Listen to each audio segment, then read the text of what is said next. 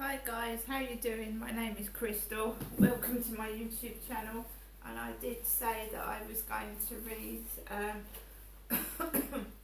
the diary part where I went to Brighton with Graham, and it was in 2016.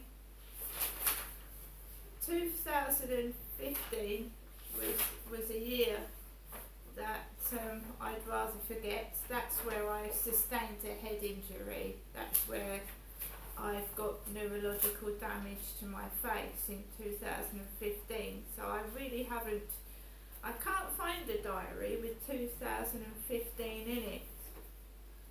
But that is the year I suffered a head injury.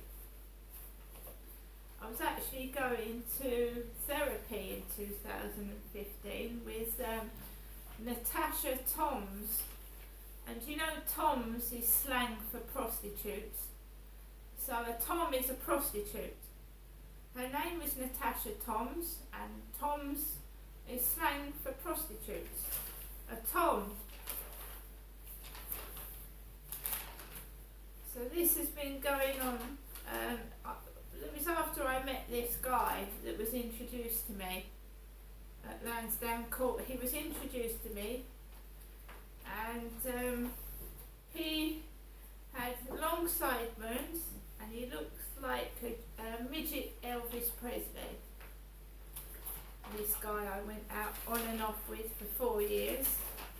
I'd really 70s sideburns. I actually thought he was a reject from a porn film. So I'm just going through this 2016 diary, which day trip to Brighton, and I'm sad to say that my poor cat has lost his leg. I bumped into the table, the cat just fell on this floor here and his leg broke off. So I'm going to get some super glue and glue it back on rather than get another ornament the same. And he was turned round because he dropped off the table and lost his leg.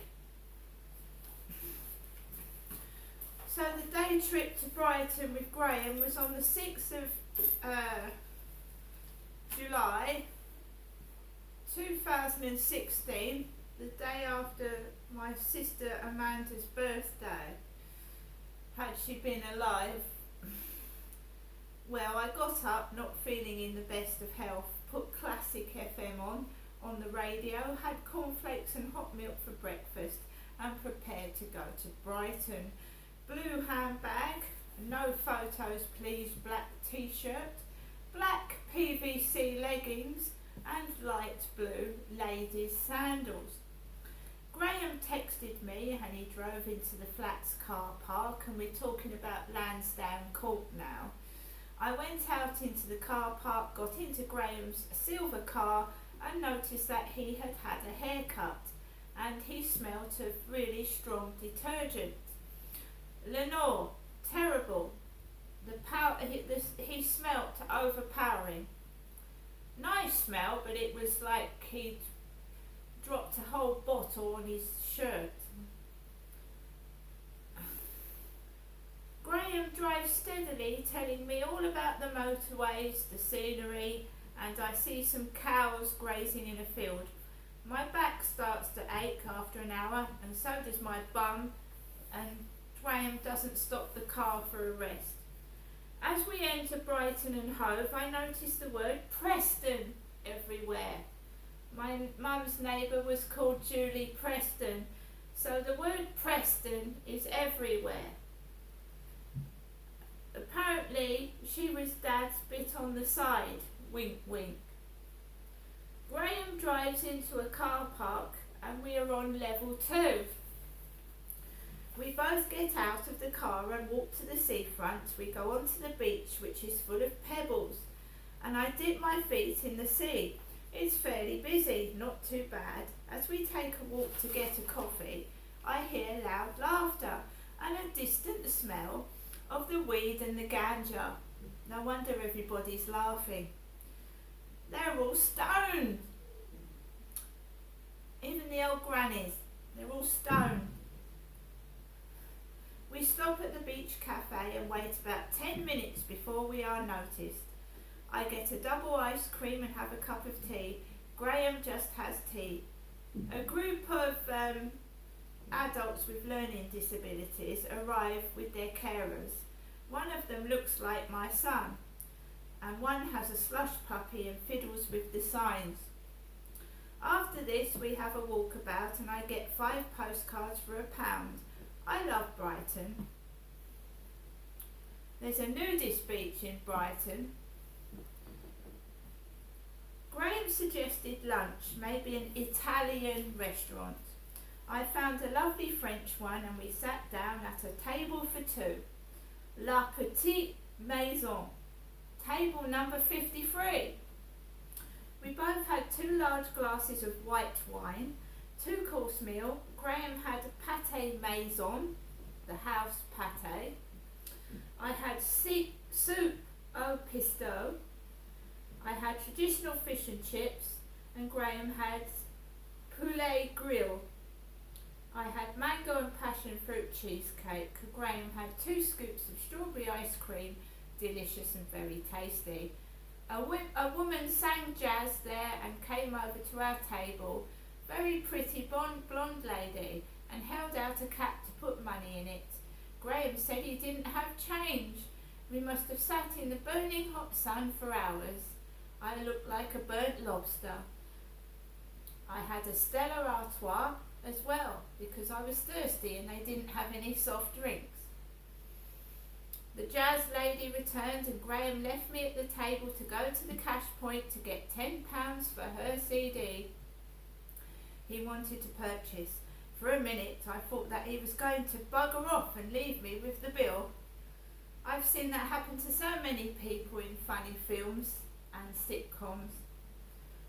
Or they jump out of the toilet window and pretend to go to the toilet, don't they?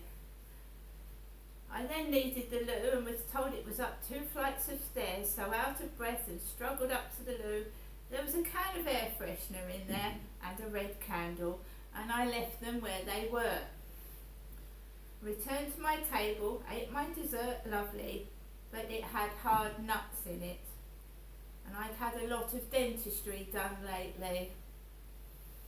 I was fed up of the guy next to us at a table going on about someone dying soon. He went off to smoke. His mum was miserable apparently. The bird man appeared, a man that was selling whistles that sounded like ducks and birds. A pretty young lady with sunglasses sat in front of Graham, and I tried really hard not to let anything spoil my day. The soup was really hot and burnt the roof of my mouth. A young female French waitress, all the time being careful not to break my teeth on the very hard food. We left there and had a brief sit down by the sea. Graham threw stones into the sea but missed. A suntanned couple hugged each other on the beach. A girl was led out reading a book, and a bearded man went into the sea in a pair of long red and white trunks. We didn't hold hands or anything, because he's married. He's just accompanying me to places. He doesn't want to get seen. I dipped my feet in the sea. It was icy cold. Then we walked about. I went on a carousel ride with horses. My horse was called Jordan. There was a horse called Jennifer, but no horse called Crystal. I enjoyed myself, but Graham would not join in. Bit of a boring time. Just check my phone.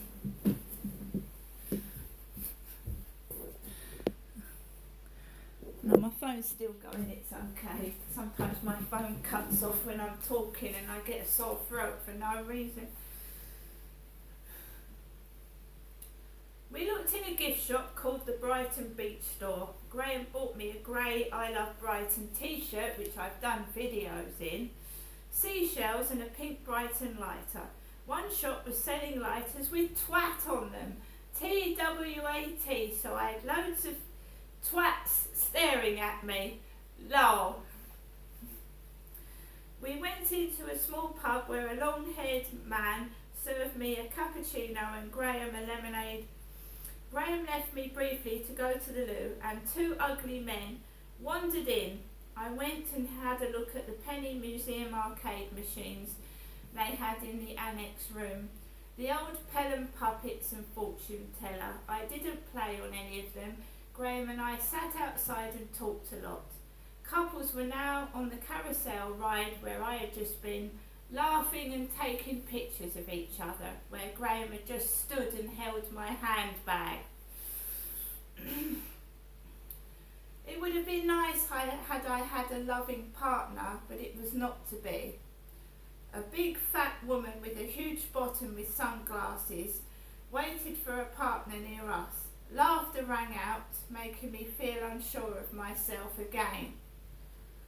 We left there, walked about, and Graham wanted to find a place to eat in the evening.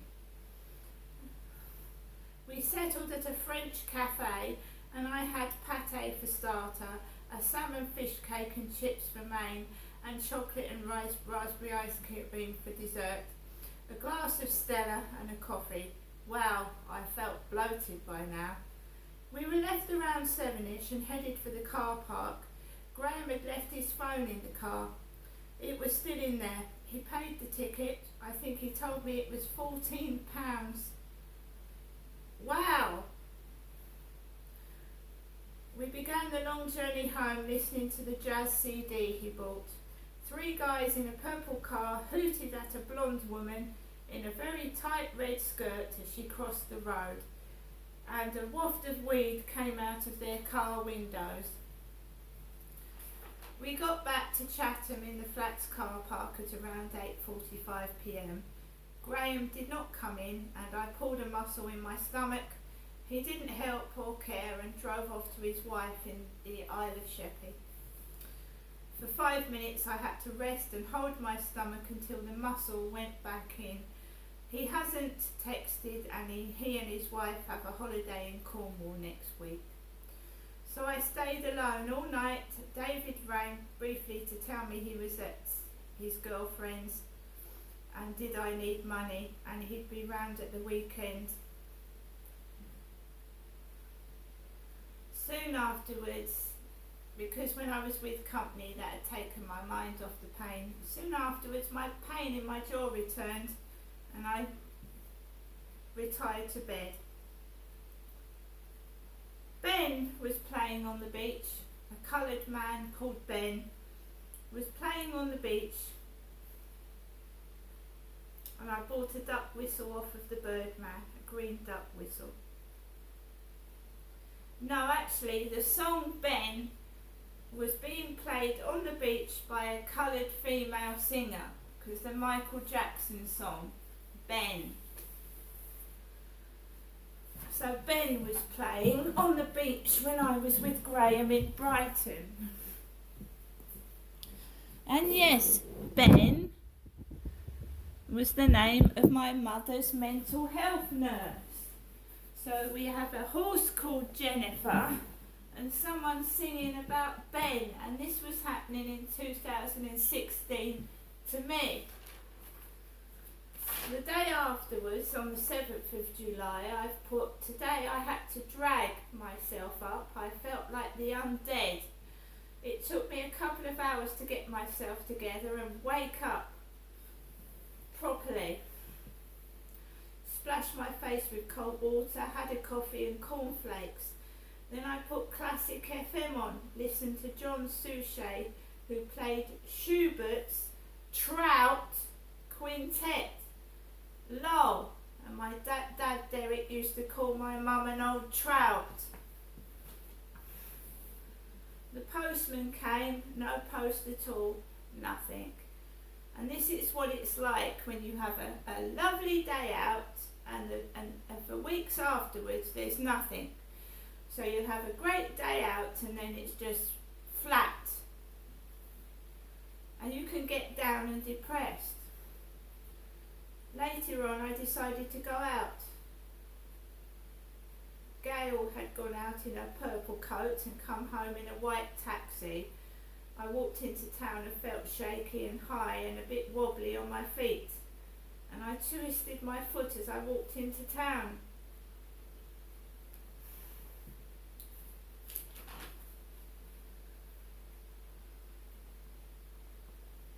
And then I talk about Brian, the man that looked like Prince Charles, who's now King Charles. Just after 9 p.m, and Brian, who bears a resemblance to Prince Charles, picks litter up with his hands, and he's got his shorts on.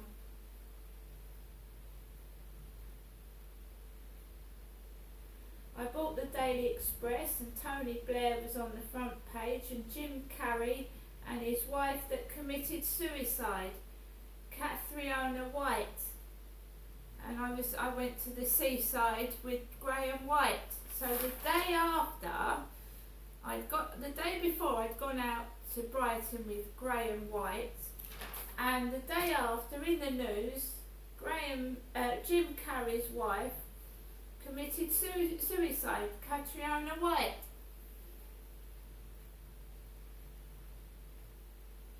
Looks like we are going to have another female Prime Minister, Theresa May. There you are, I've written it all down in my diary. We've had a few Prime Ministers since then, haven't we? But you see how I'm used.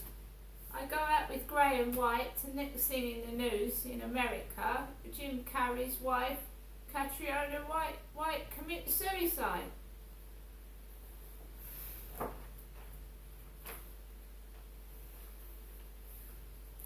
It's just unreal that I'm used. Every word out of my mouth, every written word, everyone that goes out with me, and people that come into my flat, including my sons and what they say to me. So either I'm wired or chipped and pinned, as my mum calls it. Chip and pin, you know, like you want to keep track of a dog. So if you want to keep track of a dog, you have a chip and pin in it, so you can trace it. So either I'm wired myself somehow, or there are bugs in my phone and in the places I'm visiting and living in. And that's not madness. I can prove it. I thought somebody was working for the Sun newspaper, because that woman who ordered those takeaways was called Hannah. I thought maybe it's someone in the media that's spying on me. And as far as I know, I'm just an ordinary member of the public, and why would they want to spy on me for?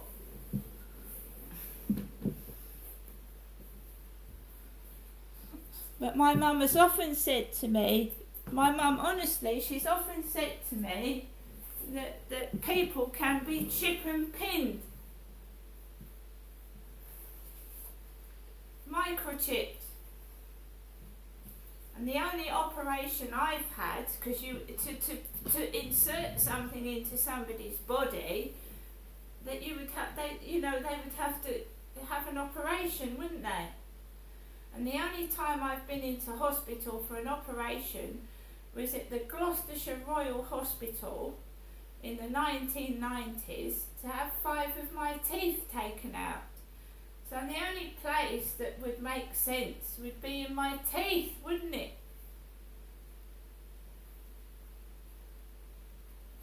I've had so much pain in my teeth over the years. It's unbelievable.